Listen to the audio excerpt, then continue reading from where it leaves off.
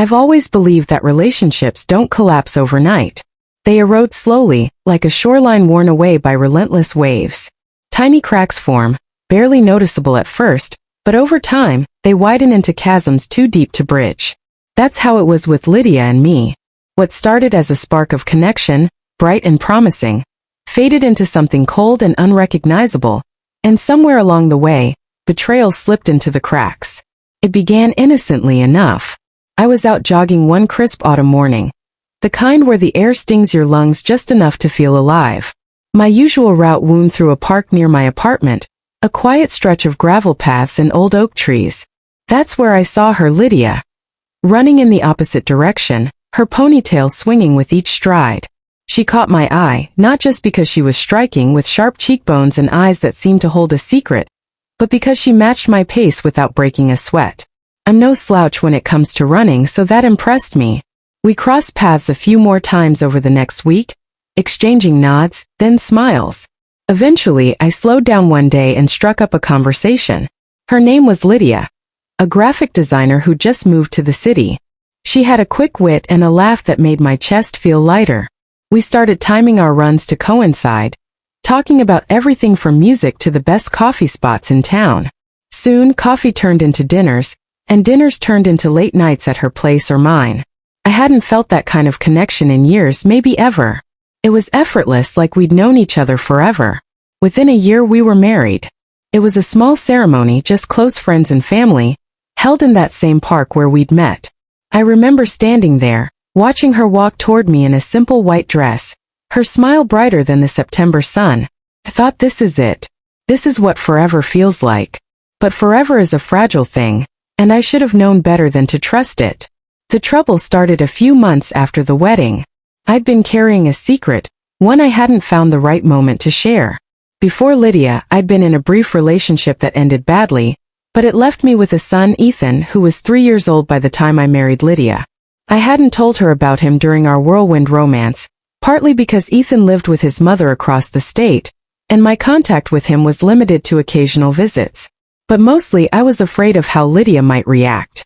I'd seen her bristle at surprises, her need for control surfacing in small ways, like rearranging my kitchen cabinets when she thought I wasn't looking. Still, I couldn't keep Ethan a secret forever, not if we were building a life together. One evening I sat her down and told her everything.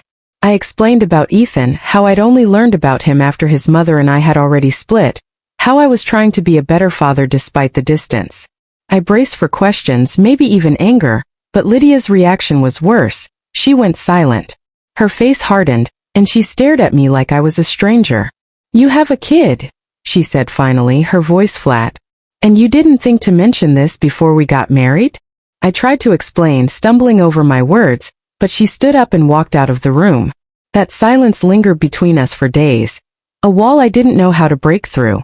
From then on, Ethan became the fault line in our marriage. Lydia never said she hated him, but I could feel it in the way she tensed when I mentioned his name, the way she changed the subject when I talked about planning a visit. She'd make comments, subtle at first, about how complicated it was to blend families, how she'd never signed up for this. Those comments sharpened over time, cutting deeper with each argument. "You're choosing him over us," she'd say whenever I brought up spending more time with Ethan. It wasn't true. I loved her, loved the life we were supposed to have, but she couldn't see past her resentment. Things got worse when I started fighting for custody of Ethan. His mother had spiraled into a bad place, struggling with addiction, and I couldn't leave him in that environment. I hired a lawyer, spent hours on the phone, drove across the state for court hearings. It was exhausting, and Lydia didn't make it easier. She'd roll her eyes when I talked about the case, muttering about how much money it was costing, how it was taking over our lives. One night, after a particularly brutal court session, I came home to find her sitting on the couch, arms crossed. "Maybe you should just let him stay where he is," she said. "It's not like you're cut out to be a full-time dad." That stung more than anything else. I didn't respond, but I felt something shift inside me, a crack widening. Our marriage became a battlefield. We fought about Ethan, about money, about the dishes piling up in the sink. But beneath the arguments was a deeper problem. We'd stopped trusting each other. Lydia pulled away, spending more time at work or with friends I barely knew. I'd catch her texting late at night, her phone angle just out of my view. When I asked who she was talking to, she'd brush it off. Just a coworker, relax. But I wasn't relaxed.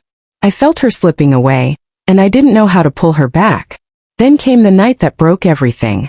I'd been at a custody hearing all day, my nerves frayed from the endless back and forth. I got home late, expecting to find Lydia asleep. Instead, the apartment was empty. Her keys were gone, her phone off. I waited, pacing the living room, my mind spinning with worst-case scenarios. Around 2 a.m., I heard the door creak open. She walked in, her hair slightly mussed, her lipstick smudged. She froze when she saw me. "Where were you?" I asked, my voice tighter than I meant it to be. "Out," she said, avoiding my eyes. I needed a break. From what? From me. I stepped closer, and that's when I smelled it. Cologne, sharp and unfamiliar, clinging to her jacket. My stomach dropped. "Who were you with, Lydia?" She hesitated just a fraction too long. "No one," she said, but her voice wavered. I pressed her, my words spilling out faster than I could control. Finally, she snapped. "Fine, you want to know? I was with someone else.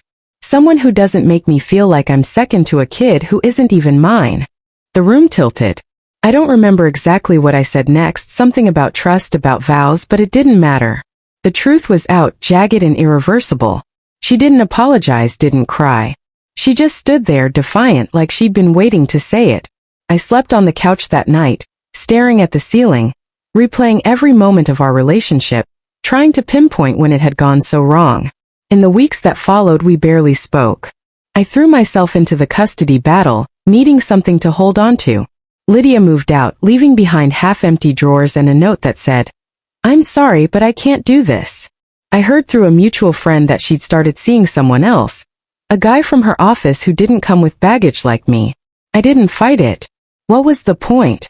The cracks had become a canyon, and there was no crossing it. I won custody of Ethan a few months later.